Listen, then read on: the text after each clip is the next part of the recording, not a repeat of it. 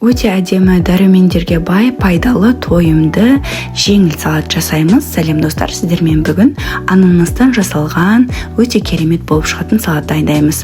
Бізге керекті ингредиенттер: тауықтың төс еті, ананас, грек жаңғағы, салат жапырақтары, бөдененің жұмыртқасы және майонез керек болады.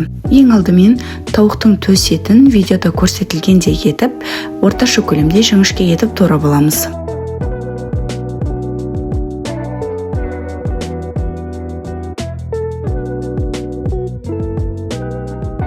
Турап алған тауық етімізге аз тұзын, бұрыш, қалаған дәмдеуіштеріңізді қоссаңыздар болады.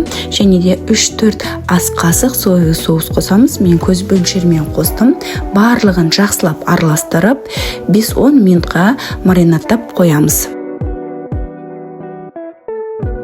Қызып тұрған табамызға сұйық майымызды құйып, маринадталған етімізді жақсылап қуырып аламыз.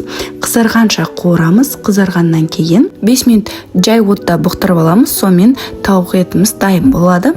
Салат жапырағы немесе айсберг капустасын қолдансаңыздар да болады. Менде салат жапырағы, осылай турап аламыз. Одан кейін ананасымызды да орташа көлемде 4 бұрышты қылып турап аламыз.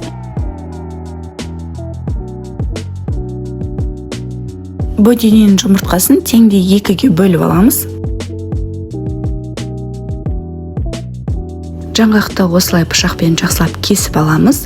Блендерден өткізбеңіздер. Жаңғақ салаттың ішінде ірілеу болып дәмі білініп тұру керек.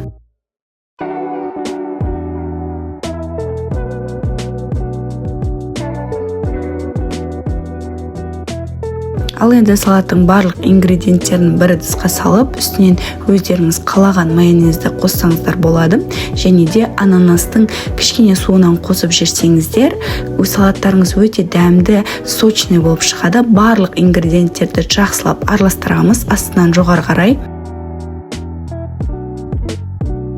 Дайын болған салатымызды тарелкеге орналастырамыз. Әсемдік үшін мен ананасты және де бөдене жұмыртқаларын пайдаландым. Осылай әдемілеп қойып шығамыз. Егер сіздерде ірімшік, яғни сыр болатын болса, үгіткіштен өткізіп, үстіне осылай сепсеңіздер болады. Мен жұмыртқаны пайдаландым. Қалай әсемдесеңіздер де өз еріктеріңіз. Осымен біздің ананастан жасалған дәруменге бай, өте тойымды салатымыз дайын болды. Жақында ораза айы келе жатыр. Жақындарыңызға дайындап беріңіздер, сауабын алатын боласыздар. Сіздермен болған мен Назерке. Менің каналыма тіркеліп, лайк басып, пікір жазыңыздар. Сіздердің әрбір лайктарыңыз, пікірлеріңіз мен үшін үлкен қолдау. Басқа да видеоларымды, рецептерімді көріп, лайк басыңыздар. Алдағы уақытта сіздермен көптеген рецептермен бөлісетін боламын. Қазақша контентті қолдаңыздар.